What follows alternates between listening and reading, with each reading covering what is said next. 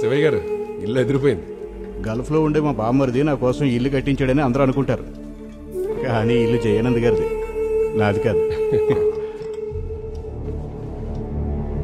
CM మీ బిల్లుని ఎట్టి పరిస్థితుల్లోనూ అసెంబ్లీలో ప్రజెంట్ చేస్తాడు, అది మీకు తెలుసు. కానీ అది అసెంబ్లీలో పాస్ అవుతుందిగా. నేను ఆ పాయింట్కి వస్తున్నాను. గవర్నమెంట్, ప్రత్యేకించి ముఖ్యమంత్రి స్వయంగా బిల్లును సభ ముందుంచితే అది పాస్ అవ్వాల్సిందే. లేదంటే గవర్నమెంట్ మీద విశ్వాసం ఏదైతే ఉందో అది కుప్పకూలుతుంది. సాధారణ పరిస్థితుల్లో అలా జరిగే అవకాశం అయితే లేదు. కానీ అసలు మీరు ఏం చెప్పాలనుకుంటున్నారు? అవిశ్వాస తీర్మానం సీఎం అండ్ గవర్నమెంట్ మీద అవిశ్వాస తీర్మానం మనమందరం మూవ్ చేద్దాం.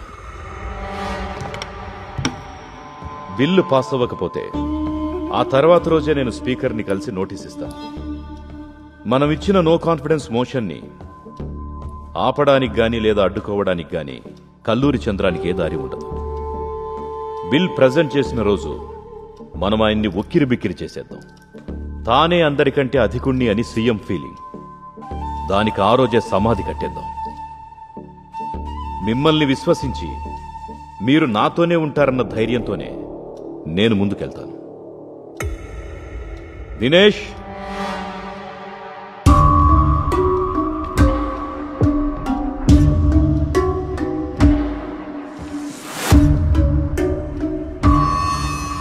ఈ బిల్ వెనకుంది సీఎంఏనని నాకు ఇన్ఫర్మేషన్ ఇచ్చిన దినేష్కి ఇదే నా ఓపెన్ ఆఫర్.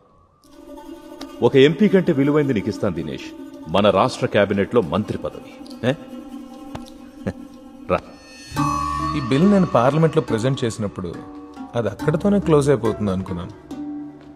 బట్ సీఎం మనసులో వేరే క్యాలిక్యులేషన్స్ ఉన్నాయి. ఆయనకి తెలుసు ఎలక్షన్స్కి ముందు ఇమేజ్ బూస్ట్ చేసుకోవడానికి కేంద్రం ఈ ఛాన్స్ వాడుకుంటుందని. అనుకున్నట్టుగానే జరిగింది. ఇలాంటి రాజకీయ ఎత్తుగళ్లను అమలు చేయడంలో, భవిష్యత్తును ఊహించడంలో ఆయనకు ప్రత్యేకమైన టాలెంట్ ఉంది. ఎలక్షన్స్ వచ్చి మనం గెలిస్తే ఈ స్టేట్కి హోమ్ మినిస్టర్ మీరే. చాలా రోజుల నుంచి ఎదురు చూస్తున్నారుగా. రాజాకి రెవెన్యూ. ఓ దినేష్, ఈ పోర్ట్ఫోలియోలు కాకుండా నీకేం కావాలంటే అది. మరి సీఎం ఎవరయ్యా? జయానంద్ గారు. ఇందులో పెద్దగా న్యాయం అన్యాయం అంటే ఏం లేదు. రాజకీయాలు ఇంకెంత మాత్రం ప్రజాసేవ కోసం కాదు, ఇదొక వ్యాపారం. వ్యాపారం చేసేటప్పుడు నాకు లాభం కావాలి, మీకు లాభం రావాలి, అంతే కదా? కరెక్ట్ కదా? కరెక్టే సార్. Thank you. అప్పుడు నేను మీతో ఉంటాను సార్. చాలా సంతోషం, నాకు అదే కావాలి. మేము బయలుదేరుతాం సార్. ఓకే ఓకే, ఉంటాను sir.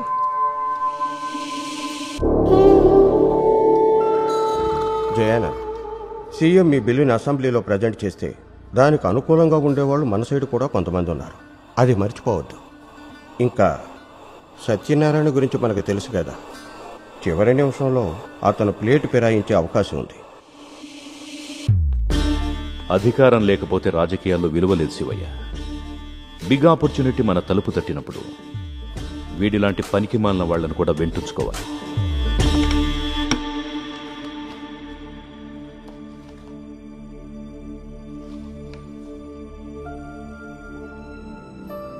So you proposed to present the bill on the 24th?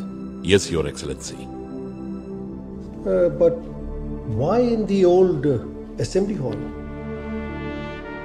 It was there. I stepped for the first time as an MLA. It was there. So many historical bills were presented. That is my sentiment. Oh, nice. I appreciate your effort. Thank you. And your good intentions. But you know there are so many ifs and buts in this. Yes, Your Excellency. I'm aware of it, but still, I just want to try it once. Okay. All the best. Wish you all the best. Thank you, Your Excellency. సొంత party నుండి ప్రతిపక్ష పార్టీల నుంచి అభ్యంతరాలు వ్యక్తమైనా మన ముఖ్యమంత్రి Kalluri Chandram right to recall bill ని అసెంబ్లీలో ప్రజెంట్ చేయడానికే సిద్ధపడ్డారు. ఇదిలా ఉండగా వివిధ వర్గాల ప్రజల మద్దతు ఈ ఈ బిల్ కి లభిస్తోంది. ప్రజాస్వామ్యం అంటే ప్రజలకు ఏదైనా నిర్ణయం తీసుకునే ఆప్షన్ ఉండటం. మనం తప్పు చేశామని ఫీల్ అయినప్పుడు సరిదిద్దుకునే అవకాశం ఉండటం మంచిదే. మన మంత్రివర్గంలో కొందరు దొంగలు ఉన్నారు. ఈ రూల్ తో అలాంటి వాళ్ళని తప్పించే అవకాశం ఉండటం అది చాలా మంచి మార్పును తీసుకొస్తుంది. 2 సంవత్సరాలు చూస్తాం, తర్వాత వాళ్ళ సేవ మాకు వద్దనుకుంటే రీకాల్ చేసి కొత్త వ్యక్తిని ఎన్నుకుంటాం. నిజాయితీగా ఆలోచిస్తే ఈ బిల్ పాస్ అవడం చాలా కష్టం. దాని గురించి డీటెయిల్ గా తెలుసుకోకుండా మాట్లాడడం కరెక్ట్ కాదు. అది వర్కౌట్ అవదండి. ఒక డెసిషన్ మనం తీసుకున్న తర్వాత అది రాంగ్ అని తెలిస్తే దాన్ని సరి చేసుకోవడానికి ఆప్షన్ ఉండడం మంచిదే. అది ఖచ్చితంగా ఉండాల్సిన రూల్. మనం ఒకళ్ళకి ఓట్లేసి గెలిపించిన తర్వాత వాళ్ళని మార్చే అధికారం ప్రజలకు ఉండాలి. ఇది అమల్లోకి వచ్చే ఛాన్సే లేదు. బిల్లు పాస్ అయితే చాలా సంతోషం. ఇది పాస్ అవ్వాలని దేవుని కోరుకుంటున్నాను. ఎవరు గెలిచినా ఎవరు ఉన్నా మా జీవితాలు ఇట్టాగే ఉంటాయిగా. చాలా మంది అవినీతిపరులు ఈ బిల్ పాస్ అయితే మంత్రి పదవులు కోల్పోతారు. దానివల్ల మా లాంటి సామాన్యులకు మేలు జరుగుతుంది. ఈ బిల్లు పాస్ అవుతుందన్న నమ్మకం. అంత సులభం కాదు. ప్రాక్టికల్ గా చాలా కష్టం దీన్ని అమలు చేయడం. పాజిటివ్ నెగిటివ్ రెండు చెక్ చేసి కరెక్ట్ అనుకుంటేనే ఈ బిల్లుని పాస్ చేస్తే బెటర్. దీన్ని ఎవరు సపోర్ట్ చేస్తే నేను వాళ్ళకే ఓటేస్తాను. నేను దీన్ని సపోర్ట్ చేస్తున్నాను. ఈ బిల్లు పాస్ అయితే అవినీతి ఉండదు. అవుతుంది ఖచ్చితంగా పాస్ అవుతుంది.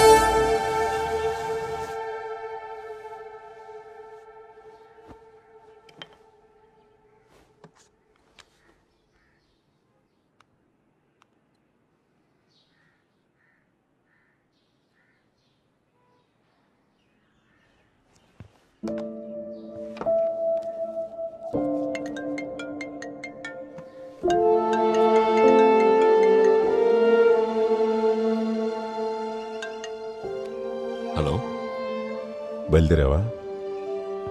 లేదు, ఇప్పుడే బయలుదేరబోతున్నా. బాగా మబ్బు పట్టింది, వర్షం పడచ్చు. నేను ఇక్కడే ఉంటాను, నువ్వు వెళ్ళరా.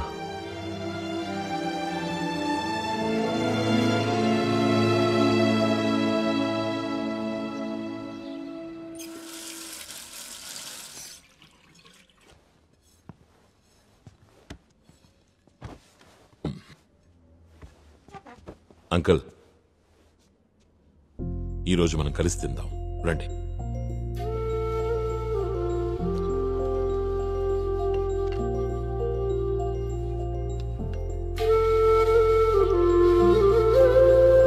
ఏనండి,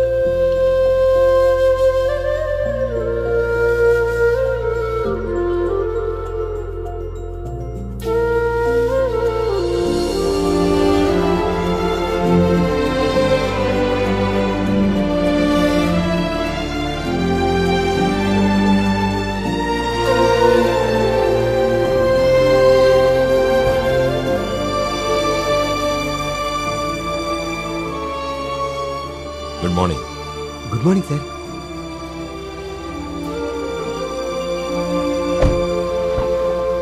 మునీర్ సార్, పద.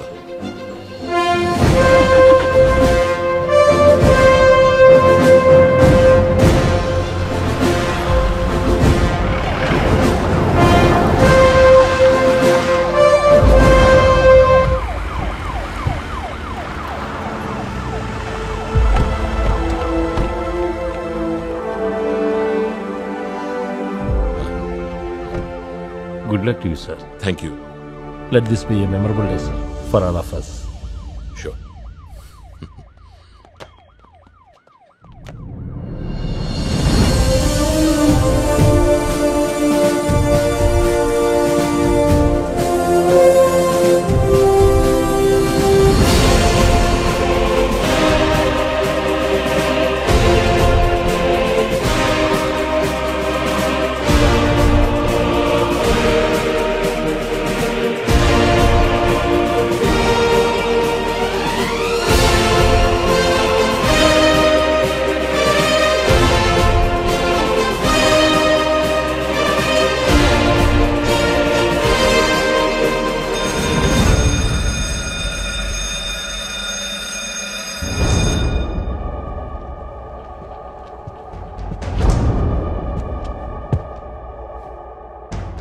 Respected members of the Legislative Assembly, Honorable Chairman of the Assembly is coming.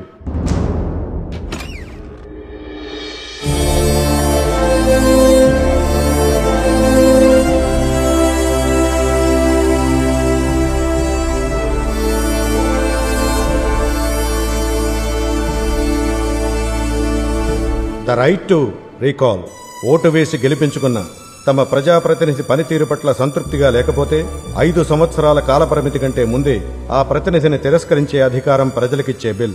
ఈ బిల్ సభలో ప్రవేశపెట్టడానికి గౌరవనీయులైన ముఖ్యమంత్రిని ఆహ్వానిస్తున్నాను. బిల్ ప్రవేశపెట్టిన తర్వాత చర్చ ప్రారంభమవుతుంది.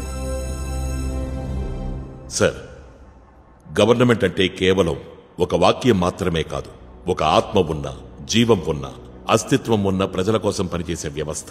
ఈ వ్యవస్థను ఎన్నుకునేది ప్రజలే.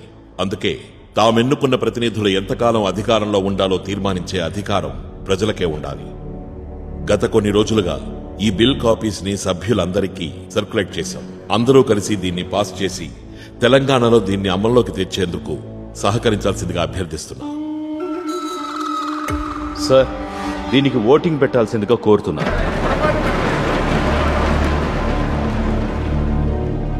ఇక్కడ మా పార్టీ అధికారంలో ఉందని, వాళ్ల పార్టీ ప్రధాన ప్రతిపక్షం అన్న విషయాన్ని గౌరవనీయులైన ప్రతిపక్ష నాయకులు కొంచెంసేపు మర్చిపోవాలి. అందరం కలిసి ఏకగ్రీవంగా ఈ బిల్ని పాస్ చేద్దాం. భావితరాల మేలు కోసం దీన్ని వారసత్వంగా మనమిద్దాం. సార్, వేరే ఏ రాష్ట్రంలోనూ వేరే ఏ గవర్నమెంట్ ఇలాంటి బిల్లుని సభ ముందు పెట్టలేదు. అందుకే మేము ఏకగ్రీవంగా ఈ బిల్ని పాస్ చేయాలనుకోవట్లేదు. సార్, దయచేసి ఓటింగ్ పెట్టండి.